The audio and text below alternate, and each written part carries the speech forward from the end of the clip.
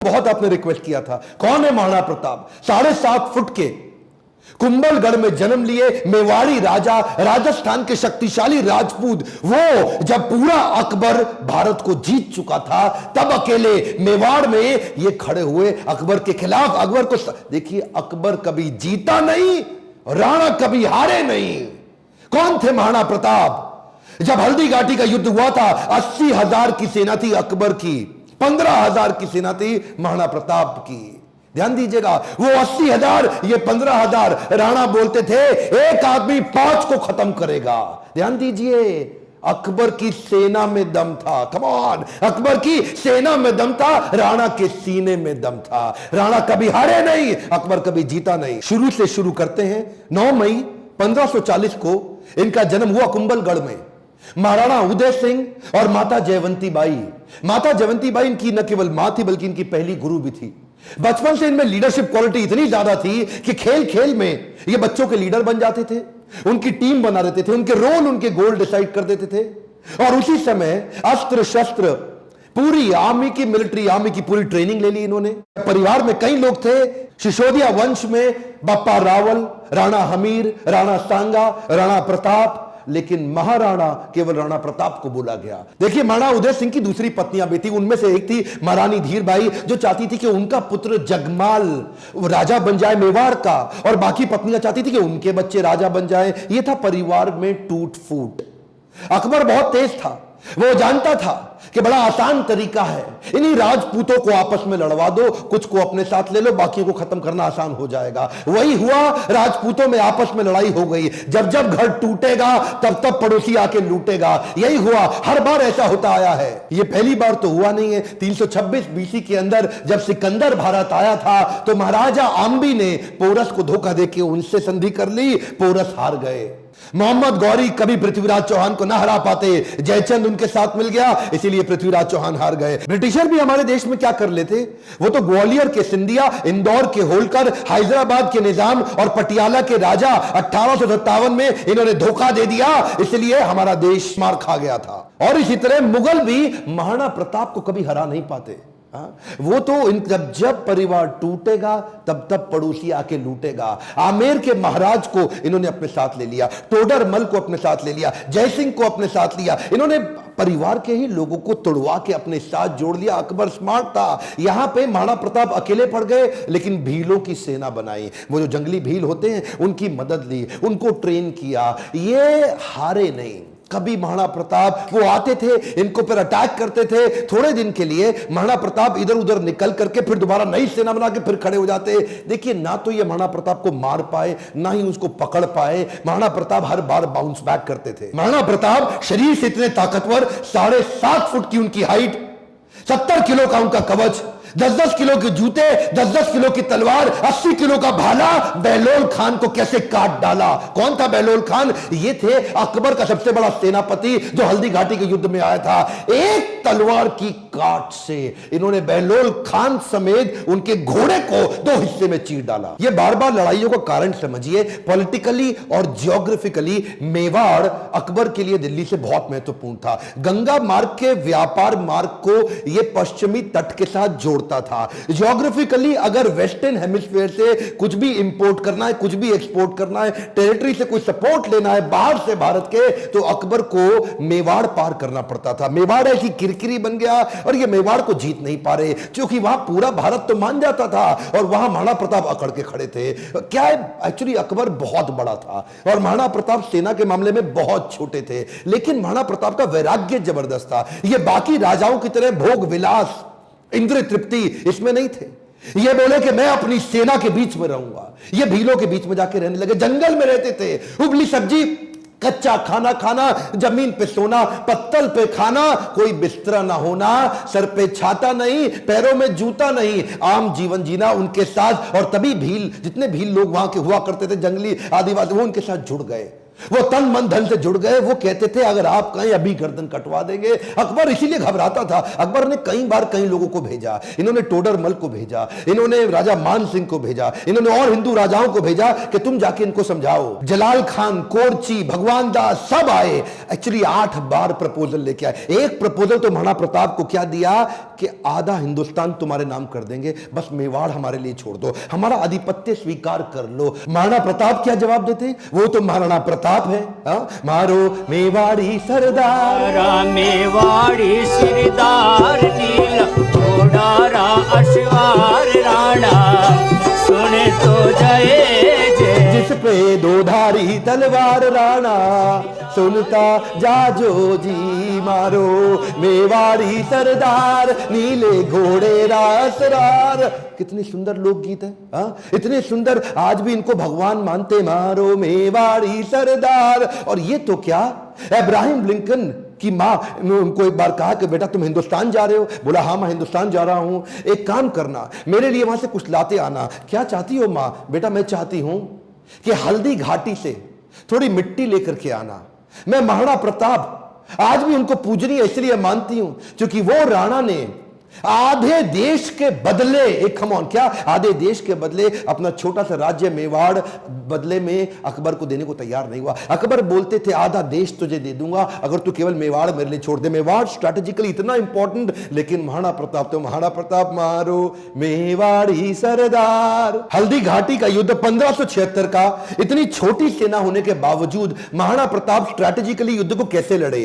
देखिए अरावली की जो रेंज थी, पहाड़ियों की और घाटियों की, उसकी बहुत जानकारी थी इनको। कीका ये वहीं पैदा हुए, वहीं घूमे। छापामार युद्ध, द्विकंटक नीति, सैनिकों को बोले पहाड़ियों में ऊपर से और घाटियों के नीचे से पूरी तरह कवर करो, और अफगानी राजाओं को अपने साथ लिया। हाकिम खान जो उस समय अकबर के खिलाफ था, ये जैसे जैसे अकबर इनके खिलाफ लड़ते, ये भी अपने स्ट्रेटेजिक अलायंस को बिल्ड करके अफगानी राजा को अपने साथ लेके आए। बहुत छोटी सेना के बावजूद अकबर के छक्के छुड़ा दिए। अकबर सामने नहीं आता था इनके, अकबर को डर था। इनकी तलवार, अकबर की हाइट कम थी, एक बार मारेंगे घोड़े हाथी समेत काट देंगे। चेतक इनका इतना पावरफुल घोड़ा कि उसके आगे ना सूंड लगा देते थे। हाथी कंफ्यूज होता था कि ये घोड़ा नहीं है, कहीं हाथी तो नहीं है। था साथी तेरा घोड़ा चेतक जिसमें तू सवारी करता था, थी तुझमें ऐसी कोई खास बात जो अकबर तुझसे डरता था।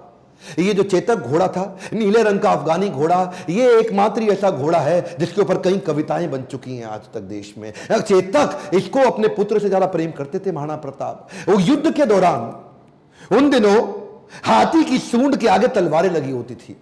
जब ये छलांग मार के अपने घोड़े के साथ जा रहे थे तो उस तलवार से एक पांव चेतक का कट गया। युद्ध के दौरान जब महाराणा प्रताप अकेले फंसे थे ना, तो यही वो चेतक था जो इनको भगा के एक कटी टांग से 28 फीट का गहरा नाला टाप के चला गया। अपने राजा को पहले उसने बचाया और उस छलांग के कारण अपने प्राण त्याग दिए। और केवल चेतक ही नहीं, महाराणा प्रताप के पास एक हाथी भी था जिसका नाम था राम प्रसाद। राम प्रसाद की अहम भूमिका थी हल्दी घाटी के युद्ध में। इस रेख राम प्रसाद हाथी ने कम से कम 8 हाथी अकबर के खत्म कर दिए और कई घोड़े मार दिए। राम प्रसाद के आगे जो तलवार लगी थी वो बड़ी खूंखार थी। अकबर का पूरा फोकस था कि राम प्रसाद को किसी तरह अपने साथ ले जाऊं। अकबर ने 12 हाथियों का चक्रव्यूह बनाया और जो राणा प्रताप का राम प्रसाद हाथी, उसको कंट्रोल किया महावतों की मदद से और उसको किसी तरह अपने साथ ले गए बंदी बना के। यह राम प्रसाद, इस हाथी का बाद में नाम बदल के अकबर ने पीर रख दिया। और यह पीर हाथी, इसको 28 दिन तक अकबर बोलते रहे सब कुछ खिलाओ सब कुछ पिलाओ। राम प्रसाद ने सब खाना बंद कर दिया, अन्न जल का त्याग कर दिया। अपने राणा प्रताप से बिछड़ने के दुख में वो ना कुछ खाया ना कुछ पिया। 28 दिन के बाद वो राम प्रसाद हाथी जो कमजोरी के कारण इसने अपना शरीर त्याग दिया। क्या बोला अकबर? अकबर बोला जिस महाराणा प्रताप के हाथी ने मेरे आगे सर नहीं झुकाया, मैं उस महाराणा प्रताप का सर कैसे झुकवा दूंगा। 1580 में अकबर ने फिर ट्राई किया। इस बार अपने अब्दुल रहीम खान खाना, जो उनका सबसे शक्तिशाली सूबेदार, उसको सूबेदार नियुक्त किया इस बार अजमेर में। और क्या बोले, मैं तुम्हें जिम्मेदारी देता हूं कि तुम इस बार मेवाड़ को किसी तरह जीत के मुझे ला दो, मुंह मांगा इनाम दूंगा अगर महाराणा प्रताप को पकड़ लाए। इधर कुंवर अमर सिंह जो कि सेनापति थे महाराणा प्रताप के, उन्होंने अब्दुल रहीम खान खाना को कंफ्यूज करने के लिए शेरगढ़ के पास एक अटैक किया। अब्दुल रहीम खान खाना का जैसे ही ध्यान भटका, कुंवर अमर सिंह उधर उनकी बेगम सहित उनके परिवार को बंदी बना के ले आया, उनकी बहू बेटियों को ले आया। पर जैसे ही महाराणा प्रताप को बात पता चली, उनको बड़ी आत्मग्लानि हुई, बहुत बुरा महसूस हुआ। आज भी यह बात सब जानते हैं कि महाराणा प्रताप स्त्रियों की बहुत सम्मान किया करते थे। अब्दुल रहीम खान खाना की पत्नी, उनकी बेटी, उनकी बहू, उनके बच्चों, सबको पूरे सम्मान के साथ कहा वापस छोड़ के आओ, वापस लेके आओ, युद्ध जंगे मैदान में करेंगे, औरतों को नहीं, औरतों की इज्जत पूरी इज्जत से वापस करेंगे। हल्दी घाटी का युद्ध इतना खौफनाक था कि 300 साल के बाद भी आज वो हल्दी वाली मिट्टी, उससे खून निकलता था। आज भी तलवारों के जत्थे मिट्टी के नीचे से निकलते थे। इतना खौफ कि युद्ध के बाद भी सिक्का, करेंसी, मुद्रा अभी भी महाराणा प्रताप के नाम की चलती थी, अकबर के नाम की करेंसी तक नहीं चल पाई। अकबर इतना घबराता था उसके नाम से कि कहता था रात को सोने से पहले कोई महाराणा प्रताप का नाम मत लेना मेरे आगे। महाराणा प्रताप का नाम लो है तो रात को सपने में आकर के मेरे को डराएगा। महाराणा प्रताप का खौफ इतना ज्यादा। एक बार की बात थी, एक अफवाह उड़ गई कि महाराणा प्रताप जो है ना, वो अपनी हार स्वीकार कर रहे हैं और अकबर का आधिपत्य स्वीकार करने को वापस आ गए हैं। तो उन दिनों अकबर के राज्य के अंदर जो बीकानेर के राजा हुआ करते थे, पृथ्वीराज राठौड़, इन्होंने राठौड़ को बुलाया, देखो पृथ्वीराज क्या खबर आई है, महाराणा प्रताप आने को तैयार है। अब उन्होंने हार स्वीकार कर लिया। पृथ्वीराज राठौड़ माने नहीं, उन्होंने चिट्ठी लिख दी। पृथ्वीराज राठौड़ ने तुरंत महाराणा प्रताप को एक पत्र लिखा और पत्र में लिखा कि मुझे विश्वास नहीं हो रहा यह बात सुन के कि क्या अब जंगल का शेर सियारों के साथ रहेगा, क्या सूर्य अब बादलों के पीछे छुप जाएगा, क्या चातक अब धरती का पानी पिएगा, क्या हाथी अब कुत्ते के जैसा जीवन बिताएगा, क्या तलवारें अब मयान के अंदर चली जाएंगी, राजपूतानी अब विधवा हो जाएगी। आपकी सौगंध, ये बात सुन के मेरा दिल कांप उठा है, मेरी मूछें तनी हुई नीचे चली गई हैं। कृपया आप ही बताएं ये बात कहां तक सही है। पृथ्वीराज राठौड़ का पत्र पढ़ते ही महाराणा प्रताप की आंखों में क्रोध से लाल हो उठी। महाराणा प्रताप कहने लगे, बादलों में वो क्षमता कहां है जो सूर्य को रोक सके, शेर की मार सह सके, ऐसे सियार ने कभी जन्म नहीं लिया। धरती का पीने के लिए पानी चातक की चोंच बनी ही नहीं है, और कुत्तों की तरह जीवन जीने वाले हाथी की बात आज तक हमने सुनी ही नहीं। महाराणा प्रताप बोले, भूखा प्यासा रह के भी मेवाड़ की रक्षा करूंगा, अपने प्राण जाने दूंगा पर मेवाड़ नहीं जाने दूंगा। बहरहाल इसी दौरान अकबर को समझ आ गया महाराणा प्रताप को मैं हरा नहीं सकता,